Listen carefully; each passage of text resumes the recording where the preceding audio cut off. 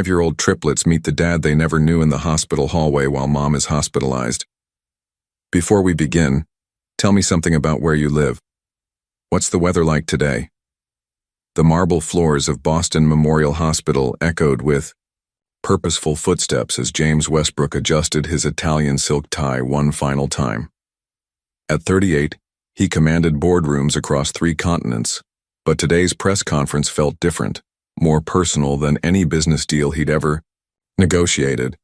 $10 million to the Rare Disease Research Wing, he murmured to himself, practicing the words that would soon make headlines. This wasn't just philanthropy. 5 years ago, his father had died from a condition so rare that most doctors had never seen a case. The memory still haunted James, watching the strongest man he'd ever known waste away while he threw money at specialists who could only offer sympathy.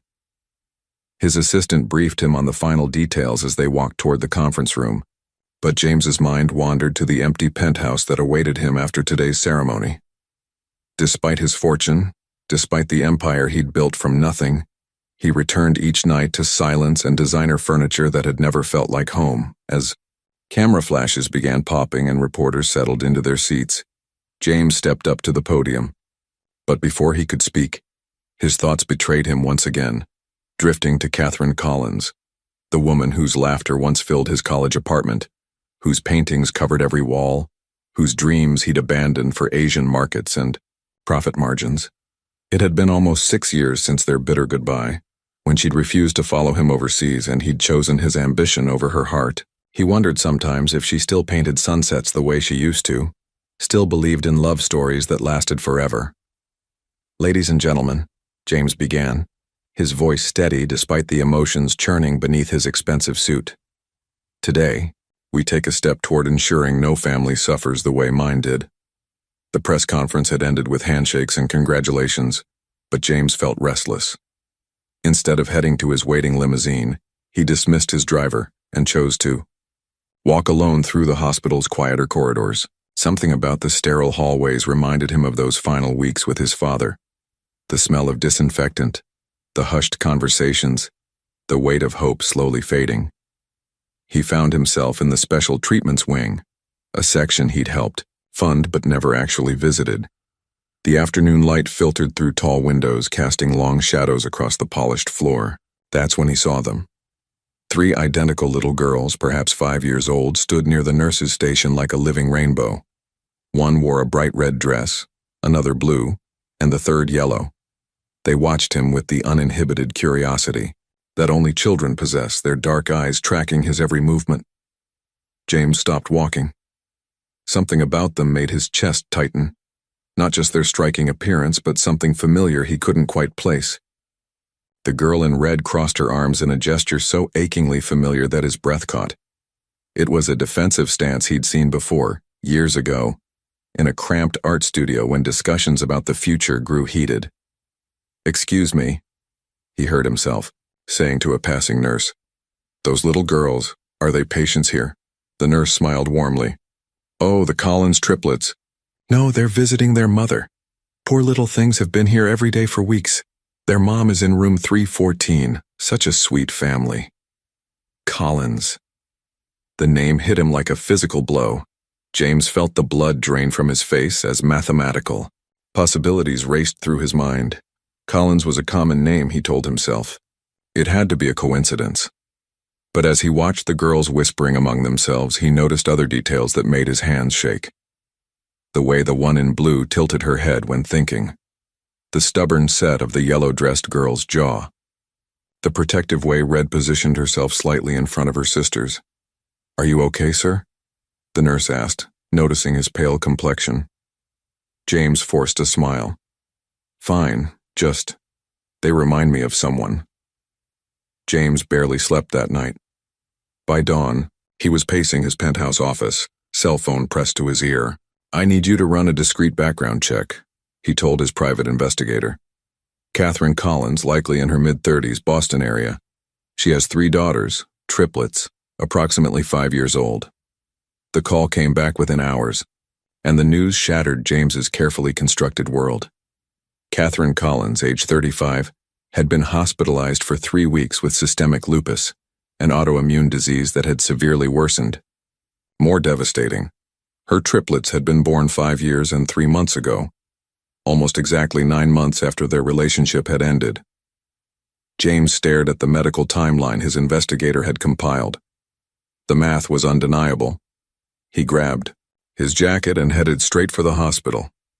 "Dr. Martinez," James introduced himself to Catherine's physician. "I'm James Westbrook.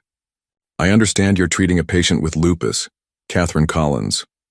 I'm interested in funding research for autoimmune diseases."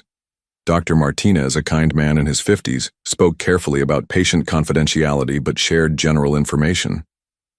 "Miss Collins is responding to treatment, but slowly. The experimental medications aren't covered by insurance, which creates additional stress for a single mother, already struggling financially." Single mother. The words echoed in James's mind as he excused himself and walked to the hospital's garden. Through the window he could see the 3 girls playing with an older woman, their aunt most likely. He studied their faces with new eyes, searching for traces of himself. The girl in red, so serious, so protective, had his grandmother's determined chin. The one in blue shared his own habit of observing everything before speaking. And the little one in yellow. She had his mother's expressive eyes, the same ones that used to dance with mischief. His daughters. The realization hit him like a tsunami, washing away 6 years of carefully built emotional walls. Catherine had been pregnant when he left for Asia, and she'd never told him. These beautiful, innocent children were his, and he'd missed their entire lives. First steps, first words, first everything. Standing in that garden, James Westbrook felt something he'd never experienced in any boardroom. Complete and utter helplessness mixed with a love so fierce it terrified him. James spent 2 days researching before approaching Melissa Rodriguez, Catherine's sister, and a literature professor at Boston University. He waited outside her evening class, rehearsing words that seemed inadequate for the magnitude of the situation. "Professor Rodriguez?" he called as she emerged from the building. "I'm James Westbrook. I believe we need to talk about Catherine." "And the girls!" Melissa's face hardened instantly. Even at 52, she carried herself with the same fierce protectiveness he'd noticed in the red-dressed triplet. "So you finally figured it out," she said coldly. "The great James Westbrook, destroyer of dreams, has done his homework." "I had no idea." "Of course you didn't." Melissa's voice rose, causing passing students to stare. "You were too busy conquering Asia to notice that the woman you claimed to love was carrying your children. Catherine called you twice when she found out she was pregnant. Your assistant said you were unavailable for personal calls." The accusation hit like a physical blow. James remembered those months, the crucial negotiations, the 18-hour days, the decision to have his assistant screen all non-business calls. "I never got those messages." "It doesn't matter now," Melissa said, her voice bitter. "Catherine made her choice. She decided that a man who prioritized profit over love didn't deserve to know about his daughters." "They're my daughters, too," James said quietly. "I have rights." "Rights?" Melissa laughed harshly. "You forfeited those rights when you chose your empire over their mother. Those girls have never needed you before. Why should they now?" The argument continued for 20 minutes, Melissa's anger years in the making. Finally, she pulled a weathered shoebox from her car. "Catherine wrote to you," she said, her voice suddenly tired. "Letters she never sent. Maybe they'll help you understand what you really lost." That night, James sat in his study reading letter after letter in Catherine's familiar handwriting. The first, dated 6 months after he'd left. "The baby kicked. Today. I wonder if you'd care that it's actually babies. 3 of them. I wonder if you'd come back if you knew." Another, written when the girls were 6 months old. "Olivia rolled over today. She's so determined. Just like someone else I used to know. Emma watches everything with these serious eyes, and Sophia laughs at absolutely everything. They're perfect, James. I wish you could see them." The final letter, dated 2 years ago, destroyed him. "I saw your face on the business magazine cover. You look successful and happy. I'm glad I never sent these letters. You built the life you wanted, and we built ours without you." After 2 weeks of tense negotiations involving lawyers and family counselors, Melissa agreed to a supervised meeting. The conditions were strict. James could meet the girls, but only as a friend of their mother's, until Catherine could participate in the decision about revealing his true identity. The hospital garden became neutral ground. James arrived 15 minutes early, his palms sweating like a teenager on a first date. When Melissa appeared with the 3 girls, his heart nearly stopped. Up close, the resemblances were even more striking. "Girls, this is Mr. Westbrook," Melissa said carefully. "He's someone who knew your mother in college." The girl in red stepped forward with the poise of a tiny diplomat. "I'm Olivia," she announced, studying James with suspicious eyes. "This is Emma," she gestured to her blue-dressed sister, "and that's Sophia." The yellow-clad girl offered a shy wave. "It's wonderful to meet you," James managed, kneeling to their eye level. "Your mother used to tell me stories about 3 very special little girls." Olivia's eyes narrowed. "Mama never mentioned you.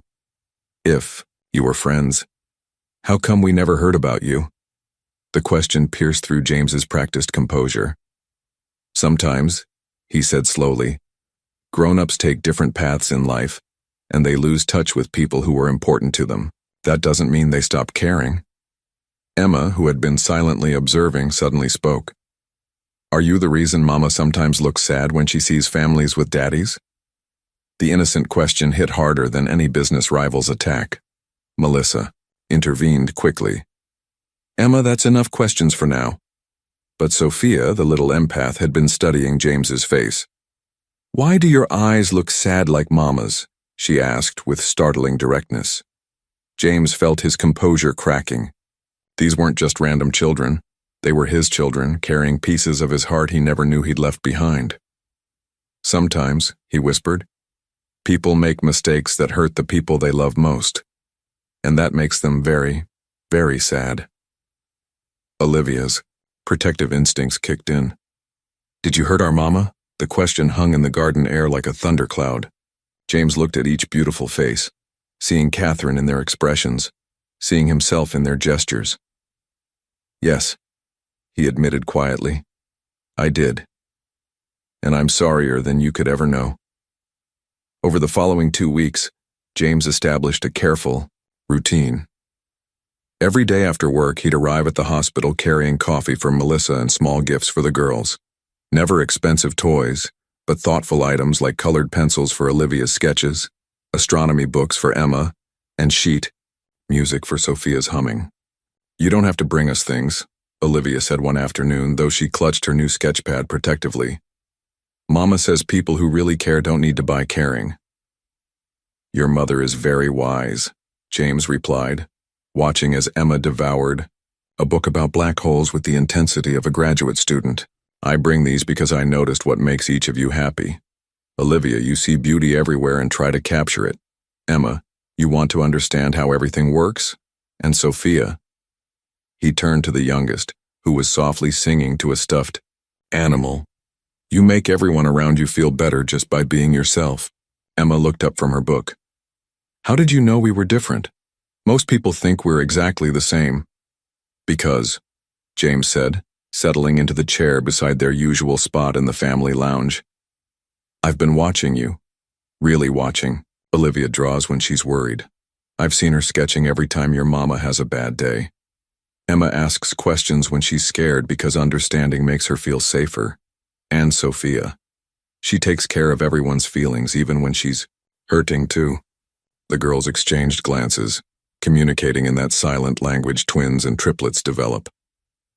Finally, Olivia spoke. "Mama taught us that being identical on the outside doesn't mean we have to be identical on the inside."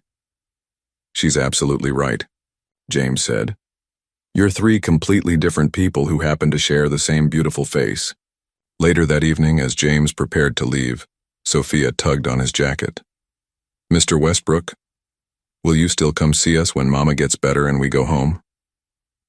The question revealed the fear beneath her cheerful exterior, the terror that everyone they cared about eventually disappeared.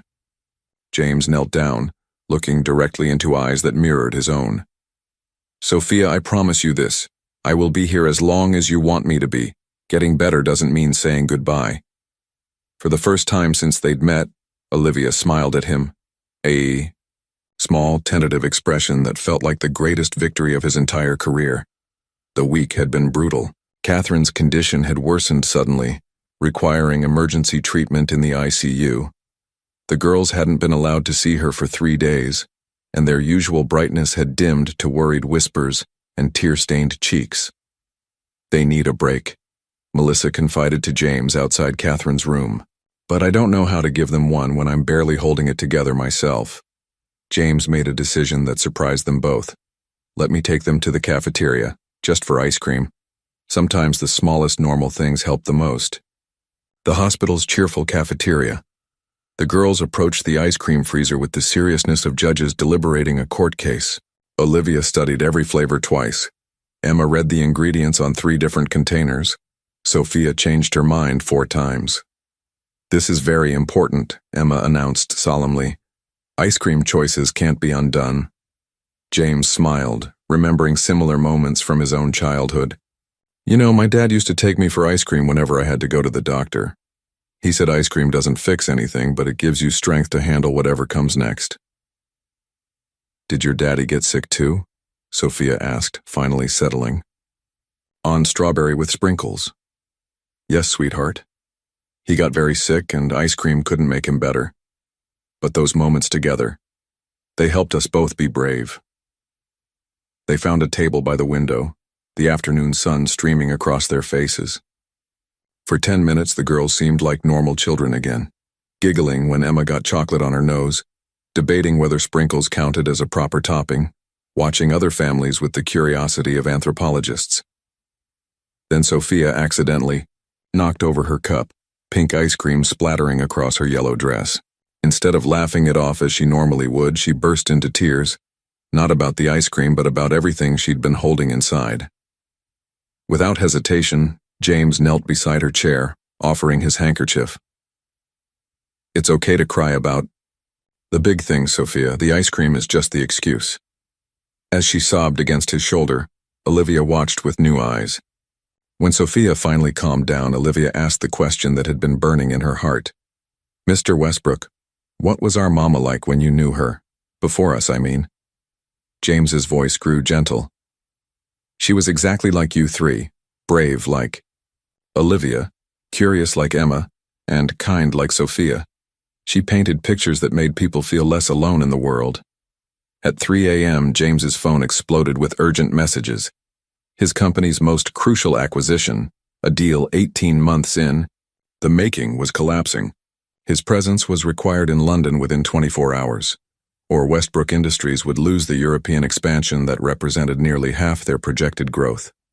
"Sir, the board is waiting for your decision," his assistant said when James called an emergency meeting. "The jet is fueled and ready." James stared out his office window toward the hospital where Catherine fought for her life, and his daughters waited for news. 6 months ago, this wouldn't have been a choice.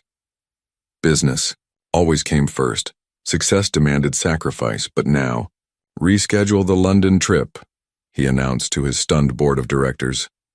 "James, you can't be serious," his longtime business partner Richard protested. "This deal represents everything we've worked toward. You're talking about throwing away $200 million. "I'm talking about choosing what matters," James replied calmly. "Promote Jennifer to handle the negotiations. She's been preparing for this responsibility." The room erupted in arguments. His CFO slammed papers on the table. "Those children aren't even officially yours. You're destroying your legacy for a fantasy." "No," James said, his voice steady despite the chaos around him. "I'm finally building something worth leaving behind." When Richard cornered him after the meeting, his voice was desperate. "What's happened to you? You used to understand that business requires hard choices." James looked at his oldest friend and business partner.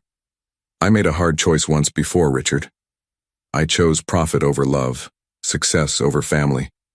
It earned me everything I thought I wanted and cost me everything that actually mattered." Meanwhile, at the hospital, The girls noticed subtle changes in their routine. James arrived earlier each morning, stayed later each evening. He asked more questions about their schoolwork, their friends, their fears. He began learning their language, the way Emma's questions multiplied when she was anxious, how Olivia's drawings reflected her mood, how Sophia's songs changed depending on her mother's condition. "You're different," Olivia observed one afternoon, as they worked on a puzzle together. "You seem more here." James paused, a puzzle piece in his hand. "Sometimes it takes losing everything to realize what you should have been fighting for all along." That evening he sat in his empty penthouse, surrounded by awards and achievements that suddenly felt meaningless, and called a child psychologist. "I need to understand," he said, "how to help children cope when everything they've known is changing." 2 months after their first meeting, the girls' ballet teacher announced that the spring recital would proceed as planned, a tribute to Catherine, who had helped design the costumes and choreography before falling ill. James watched Melissa's internal struggle as she weighed whether the girls were emotionally ready. "Mama would want us to dance," Olivia declared with characteristic determination. She said dancing is how we share happiness with other people. The evening of the recital, James found himself in the elementary school auditorium, surrounded by chattering families and proud grandparents. He felt like an imposter among the other parents clutching a bouquet of daisies, Catherine's favorite flowers according to Emma's encyclopedic memory. When the curtain rose, the triplets appeared in matching tutus, their faces serious with concentration. The choreography was simple but beautiful, a dance about butterflies emerging from cocoons. Emma moved with precise, calculated grace. Olivia danced with fierce determination. Sophia glowed with pure joy. Halfway through the performance, Sophia spotted James in the audience. Her face lit up with such genuine delight that she nearly missed her next step, earning gentle laughter from the crowd. She waved, breaking character completely, and James felt his heart swell with pride and love so intense it was almost painful. After the recital, as other children received congratulations and photographs, James approached hesitantly. "You were all magnificent," he said, offering each girl a small bouquet. "Daisies," Emma observed approvingly. "Mama's favorites, how did you remember that?" "I remember everything your mother loved," James replied softly. Olivia accepted her flowers but studied his face with her usual intensity. "Why do you care so much about us? Is it just because we were important to Mama?" The question hung in the air as parents bustled around them. James knelt down, meeting her suspicious gaze directly. "I started caring because of your mother, Olivia. But now I care because I know who you are. You're brave and protective and talented. Emma's brilliant and thoughtful and sees everything. Sophia's kind and joyful and makes everyone around her better. I care about you because you're you." For the first time since they'd met, Olivia's defensive mask slipped completely. "What if Mama doesn't get better?" she whispered, voicing the fear that haunted all 3 girls. James pulled her into a gentle hug, feeling the weight of responsibility settle on his shoulders. "Then we'll face whatever comes together, all of us." James spent hours researching child psychology, learning about the unique challenges faced by identical multiples. "They need to be seen as individuals," Dr. Patricia Wells, a specialist in twin development, explained during their consultation. "Identical children often struggle with identity formation when the world treats them as a unit." Inspired by this conversation, James visited a small jewelry shop in Boston's North End, owned by an elderly Italian craftsman named Giuseppe. "I need something special," James explained, "for 3 little girls who share the same face but have completely different hearts." Giuseppe's weathered hands created 3 delicate silver bracelets, each featuring a small locket with a different colored stone: ruby for Olivia, sapphire for Emma, and topaz for Sophia. Inside each locket, James had a personal message engraved. When he presented the bracelets during their usual afternoon visit, the girls examined them with the careful attention they gave to everything important. "They're beautiful," Sophia breathed, holding hers up to catch the light. "But why are they different colors?" Because, James explained, even though you look the same on the outside, each of you has a unique light inside. These remind everyone, including yourselves, that you're three separate, amazing people. Emma opened her locket and read aloud, "Your curiosity makes the world bigger." She looked up at James with surprise. "How did you know I want to be a scientist?" "Because you ask questions about everything." James smiled. "You're not satisfied with simple answers. You want to understand how the universe works." Olivia struggled with the tiny clasp on her bracelet. When James helped her, she read her message silently. "Your strength protects what matters most." Her voice was unusually quiet when she asked, "Do you really think I'm strong?" "Olivia, you're 5 years old, and you've been taking care of your sisters and worrying about your mother for months. You're the strongest person I know." For the first time, tears gathered in Olivia's eyes. Not sad tears, but the kind that come when someone finally sees you clearly. "What if I'm not strong enough, if Mama?" She couldn't finish the sentence. James sat beside her on the hospital bench. "Then we'll be strong together. That's what families do. They share the weight when it gets too heavy for one person." Sophia had been quietly reading her own message. "Your joy heals broken hearts." She looked up with wonder. "Is that really what I do?" "Every single day," James assured her. "You make people smile when they thought they'd forgotten how." That evening, Melissa found James in the hospital corridor, watching through the window as the girls showed their bracelets to Catherine's sleeping form. "Thank you," she said simply. They needed someone to see them as individuals. They deserved to be celebrated, James replied. "All this time I thought success meant building something from nothing. But watching them, they're already perfect. They just needed someone to notice." Catherine's condition stabilized into what doctors called cautious optimism. She was responding to treatment, but faced months of recovery. A new routine emerged from the chaos, one that surprised James with its natural rhythm and profound satisfaction.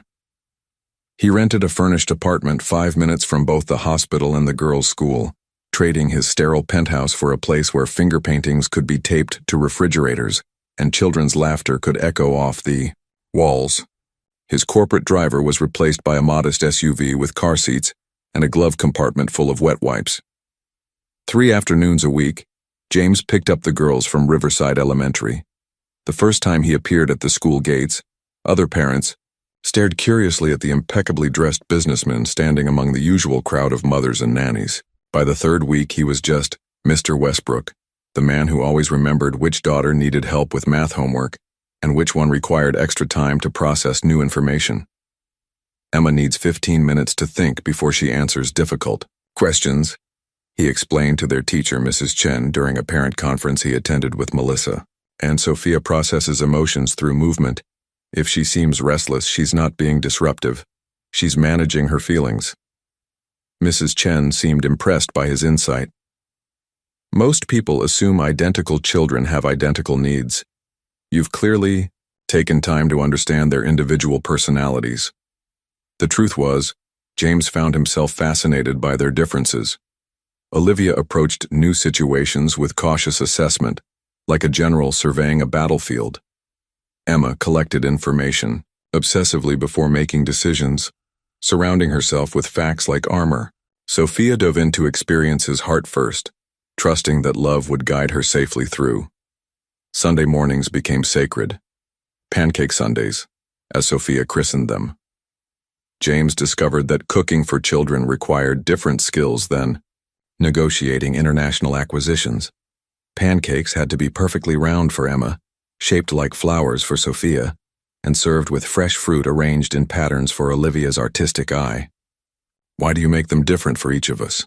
Emma asked one morning, studying her geometrically perfect stack.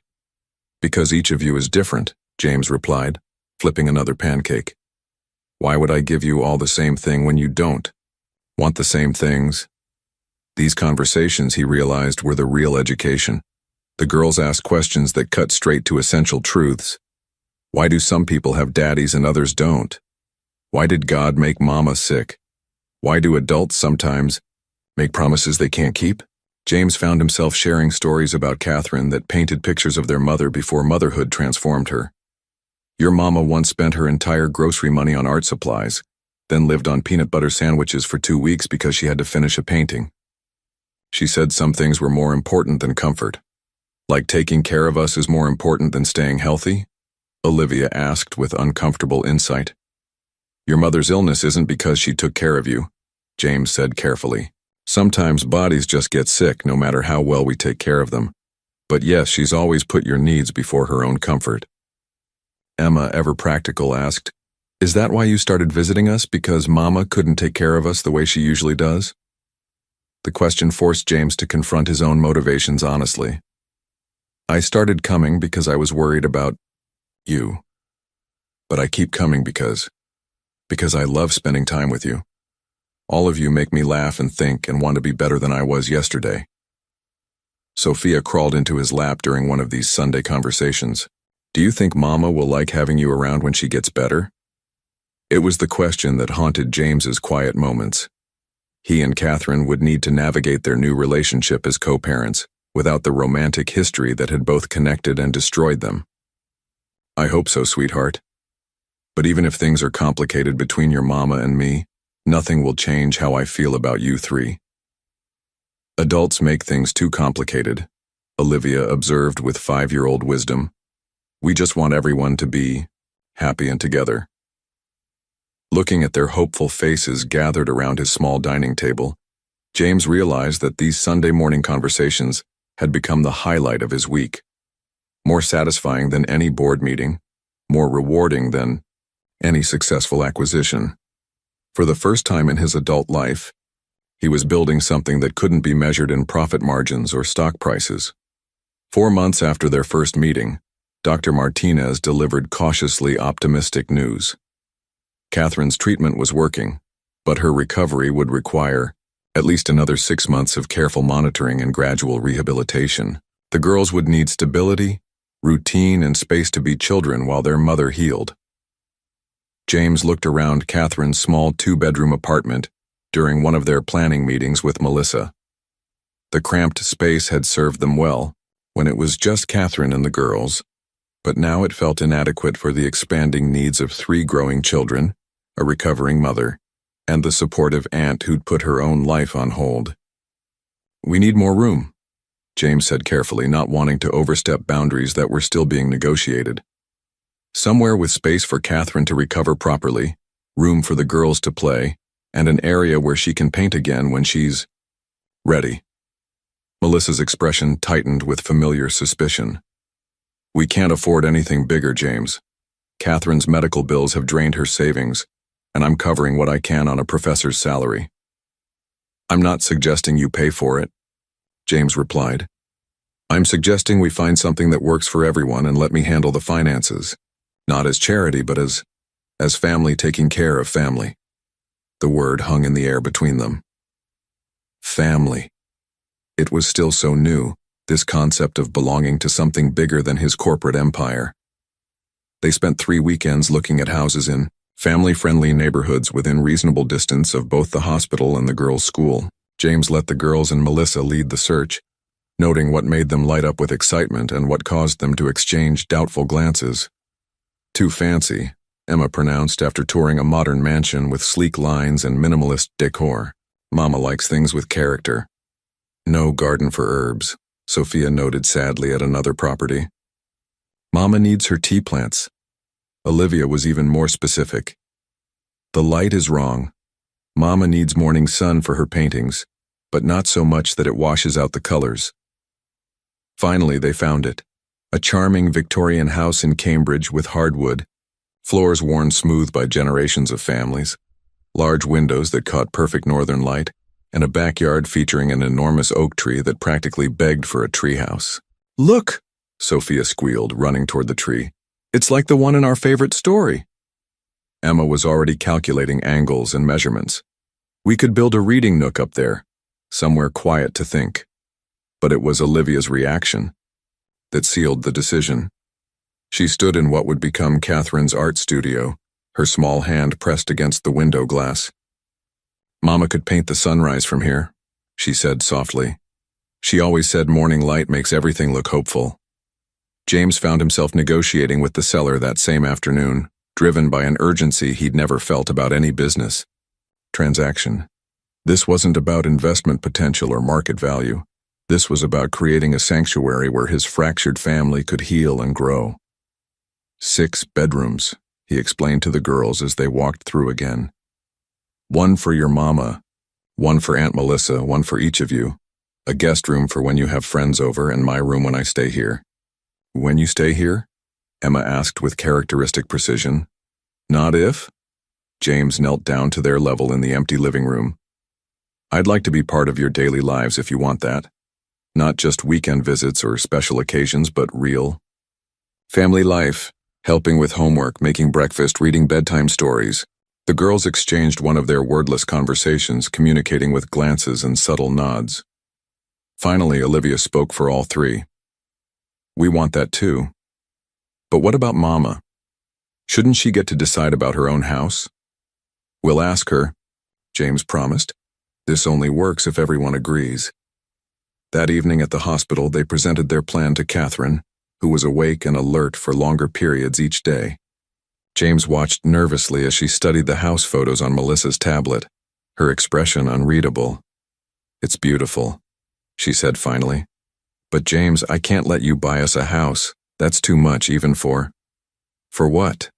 He asked gently. For whatever this is between us now, she finished quietly. James sat in the chair beside her bed, acutely aware of the girls listening from their spot by the window. Catherine, I'm not trying to buy forgiveness or force my way into your life. I'm trying to give our daughters stability while you recover. After that, we'll figure out the rest as we go. Catherine's eyes filled with tears, the first strong emotion she'd shown since regaining consciousness.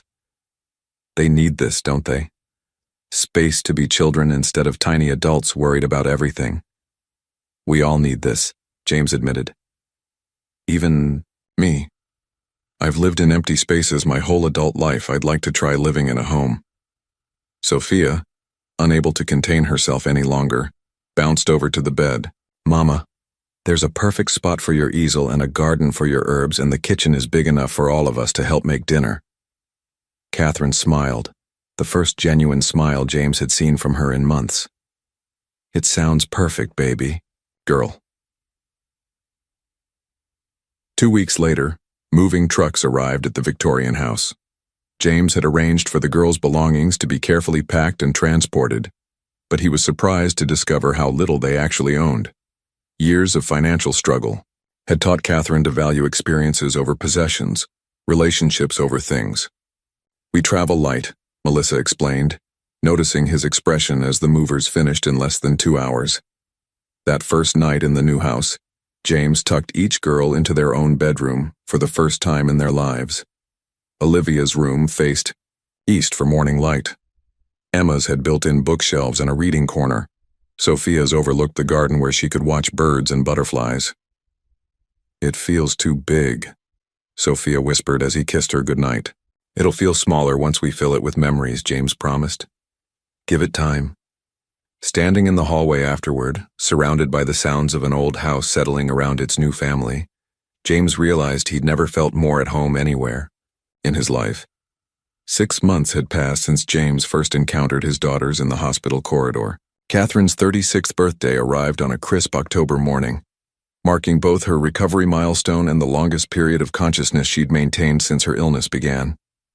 The girls had been planning for weeks, their excitement tinged with nervous energy. This would be their first real celebration with their mother in months, and they wanted everything to be perfect. James found himself coordinating with Melissa, like a party planning committee, balancing the girls' elaborate wishes with Catherine's still fragile health. She can only handle small groups for short periods, Dr. Martinez had warned during their last consultation. But emotionally, celebrating normal milestones will be crucial for her psychological recovery. The hospital room had been transformed, as much as regulations allowed. Olivia's artwork covered one wall, watercolor portraits of the family including Catherine, painted from photographs during her unconscious weeks. Emma had researched Catherine's favorite flowers and somehow convinced the hospital staff to allow a small arrangement of autumn lilies. Sophia had been practicing a song on the small keyboard James had brought for these visits. When they arrived that morning, Catherine was sitting up in bed, her hair washed and braided, a sign that she was having one of her clearer days. The girls rushed to her bedside with barely contained excitement. "Happy birthday, Mama," they chorused, each presenting their carefully prepared gifts. Catherine's hands shook slightly as she opened Olivia's handmade card, which featured a drawing of their new house with all 5 family members standing in front. "It's beautiful, sweetheart," she whispered, tears gathering in her eyes. Emma presented a bound collection of astronomy facts she'd written out in her careful handwriting. "For when you're feeling better and want to stargaze with us again," she explained seriously. Sophia's gift was the most precious, a recording she'd made on James's phone of her singing, "You Are My Sunshine," Catherine's favorite lullaby. But it was when Catherine's gaze finally landed on James that the room's atmosphere shifted. For the first time since regaining consciousness, her eyes held full recognition and awareness. The fog of medication and illness cleared, and she saw him, really saw him, standing in her hospital room with their daughters. "James," she breathed, her voice carrying 6 years of complex history. The girls, sensing the charged moment between their parents, watched with the intense curiosity of children who understood more than adults often realized. "Hello, Catherine," James said softly. "Happy birthday." "You're here," she said, still processing the reality. "With them. With our." "Mama, are you okay?" Olivia asked with immediate concern, moving protectively closer to the bed. Catherine reached for her daughter's hand, never taking her eyes off James. "I'm fine, baby. Just surprised." She paused, studying his face. "You know, don't you? About them?" Emma, with her characteristic need for clarity, spoke up. "Mama, Mr. Westbrook is our daddy. We figured it out weeks ago." The simple statement hung in the room like a revelation that was somehow both shocking and inevitable. Catherine's face cycled through a dozen emotions: surprise, fear, relief, worry. "We didn't tell you because the doctor said not to give you stressful news," Sophia added helpfully. "But it's not stressful, is it, having a daddy?" Catherine looked at each of her daughters, then at Melissa, then finally back at James. "How long have you known?" 4 months, James admitted. "Since I saw them in the corridor downstairs. They have your eyes, but they have my grandmother's stubborn chin." A laugh escaped Catherine's lips, the first genuine laughter James had heard from her in years. "God, they do, don't they? Especially Olivia when she's determined about something." "Hey," Olivia protested, but she was smiling too. The conversation that followed was unlike anything James had imagined. The girls, with their innocent directness, asked the questions that adults would have danced around. "Why didn't Daddy know about us before? Are you going to get married again? Can we have birthday cake for breakfast?" Catherine answered with remarkable honesty for a conversation happening in front of 5-year-olds. "Sometimes grown-ups make decisions they think are right at the time, but later they wonder if they made mistakes. When I found out I was pregnant with you 3, Daddy was far away building his business. I thought he was happier without me, so I decided to raise you by myself." "But you weren't really by yourself," Emma observed. "You had Aunt Melissa." "That's right," Catherine smiled. "Family comes in different shapes." James felt compelled to add his perspective. "And sometimes people grow up and realize that the things they thought were most important really weren't important at all." Later, after the girls had stepped out with Melissa to get birthday cake from the cafeteria, Catherine and James found themselves alone for the first time in over 6 years. "They're incredible," Catherine said quietly. "Beautiful, smart, kind. You've done an amazing job with them." "I've missed so much," James replied, his voice heavy with regret. "First steps, first words, first days of school." Catherine studied, his face with eyes that had always seen through his careful facades. "But you're here now. That matters more than you know." The words carried weight beyond simple forgiveness. They carried possibility, acknowledgement, and perhaps most importantly, hope for whatever came next. When the girls returned with a small birthday cake and hospital-approved candles, they sang an off-key but enthusiastic happy birthday that filled the room with joy Catherine hadn't felt in months. "Make a wish, Mama," Sophia instructed seriously.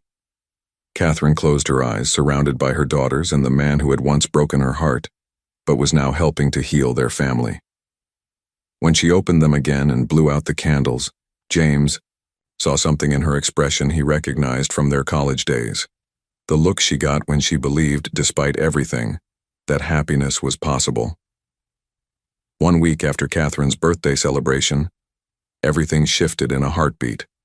James was in a morning board meeting when his phone buzzed with urgent messages from Melissa. Catherine had collapsed during her morning walk around the hospital ward. Severe kidney complications, emergency surgery. Come now. He left the conference room so abruptly that his CFO called after him, but James was already running toward the elevator, his heart pounding with a terror he'd never experienced in any boardroom crisis. At the hospital, he found Melissa in the surgical waiting area, with 3 frightened little girls who looked smaller than ever in the hard plastic chairs.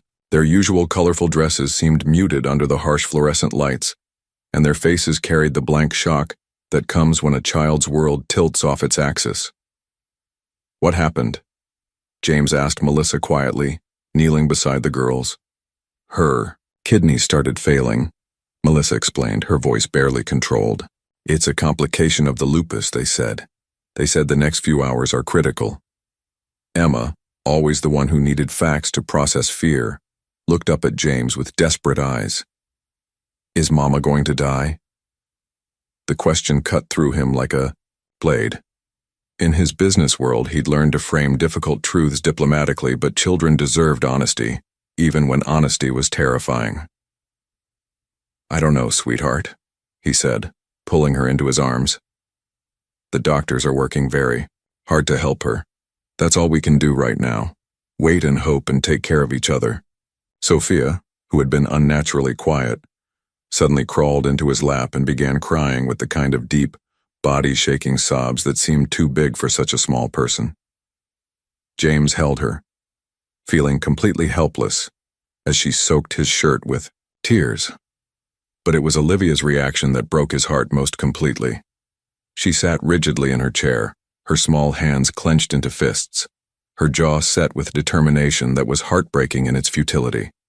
She was trying to be strong for everyone, trying to hold their family together through sheer 5-year-old willpower. "Olivia," James said gently, "you don't have to be brave right now. You can be scared too. If I'm not brave, who will take care of Emma and Sophia?" she whispered, her voice cracking despite her efforts to sound grown up. "That's my job now," James told her, surprising himself with the certainty in his voice. "Taking care of all 3 of you, that's what daddies do." The word hung in the air between them. It was the first time he'd claimed the title outright, and under these circumstances, it felt both natural and terrifying. Even if Olivia couldn't finish the sentence, but they all understood what she was asking. James looked at each of their faces, Emma's need for reassurance, Sophia's overwhelming grief, Olivia's desperate attempt to control the uncontrollable. "Even if," he promised, "no matter what happens with your mama, you 3 are my daughters. Nothing will ever change that." The hours crawled by with excruciating slowness. James found himself learning a different kind of crisis management. How to comfort a child who was too scared to eat. How to explain medical procedures in terms that didn't increase panic. How to maintain hope when his own faith was wavering. Emma asked detailed questions about kidney function and surgical procedures, processing her anxiety through scientific understanding. James answered each question as thoroughly as he could, even calling Dr. Martinez to get accurate explanations when his own knowledge fell short. Sophia alternated between clinging to James and wandering restlessly around the waiting room, her usual joy replaced by a grief that seemed to encompass not just her mother's condition, but every sad thing that had ever happened in the world. Olivia remained her stoic self until evening fell, and exhaustion began to crack her resolve. When a nurse suggested the children should go home and rest, Olivia finally broke, No, she screamed, startling everyone in the waiting room. We can't leave. What if Mama wakes up and we're not here? What if she thinks we don't love her anymore? James knelt in front of her, gently taking her small, tense shoulders in his hands. Olivia, your mama knows you love her. She would want you to take care of yourselves. But what if she? The question she'd been holding back all day finally emerged. What if she dies and we weren't here to say goodbye? The raw pain in her voice made James's own eyes fill with tears. Then we'll say goodbye in our hearts, and we'll know that the last thing she heard from us was happy birthday and I love you. Sometimes that's all we can do. As if summoned by their conversation, Dr. Martinez appeared in the waiting room, his scrubs still bearing traces of the long surgery. James's heart stopped as he approached, trying to read the doctor's expression for clues about Catherine's fate.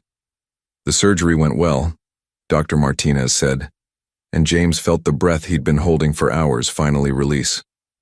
We were able to address the kidney complications. She's stable, but the next 24 hours will be crucial for her recovery. Relief flooded through the small group, but it was tempered by the realization of how close they'd come to losing Catherine. The girls peppered the doctor with questions, their fear gradually giving way to cautious hope. Later that evening, as James tucked them into their beds at home, each girl processed the day's trauma in her own way. I was really scared, Emma admitted, as he pulled her covers up. I know the medical facts, but I was still scared. Being scared doesn't mean you're not smart, James told her. It means you're human. Even doctors get scared sometimes. Sophia, exhausted from the emotional roller coaster, fell asleep holding his hand. Stay until I fall asleep, she whispered. Always, he promised.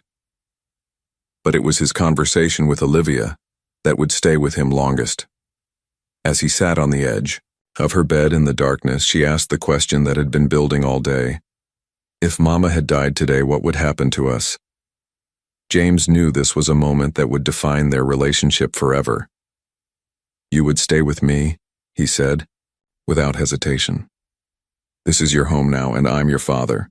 That doesn't change because of what happens to anyone else. Promise? She whispered in the darkness.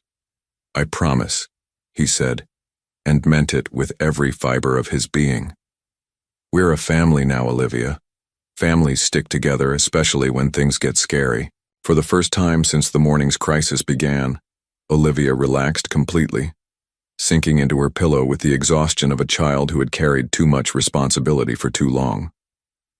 As James sat in the hallway afterward, listening to the quiet sounds of the house settling around his sleeping daughters, he realized that today had changed everything. Not just because Catherine had nearly died, but because in the crucible of potential loss, he had finally, truly, become their father. 3 weeks after Catherine's surgery, she sat in the garden of their Cambridge home for the first time, wrapped in blankets and surrounded by the autumn flowers that Sophia had been tending in her absence. The recovery had been slow but steady, each day bringing back a little more of the woman James remembered from their college days. I need to thank you, Catherine said during one of their private conversations while the girls played in the oak tree above them. Not just for taking care of them during the crisis, but for becoming who they needed you to become. James watched Olivia directing the construction of an elaborate fort, Emma calculating the structural integrity of each branch, and Sophia providing musical accompaniment to their work. I didn't become anyone new, he said quietly.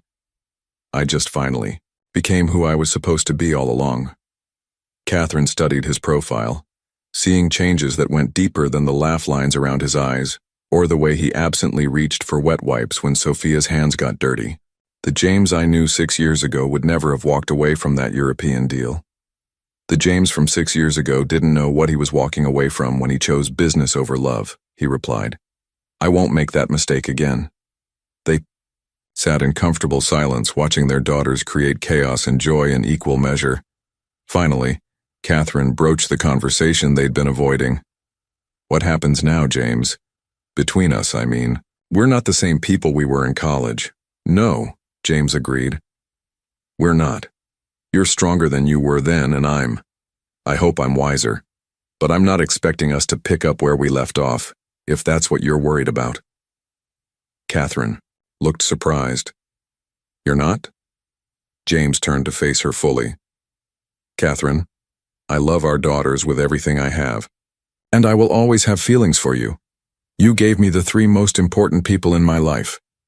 But we need to figure out how to be good co-parents before we think about anything else.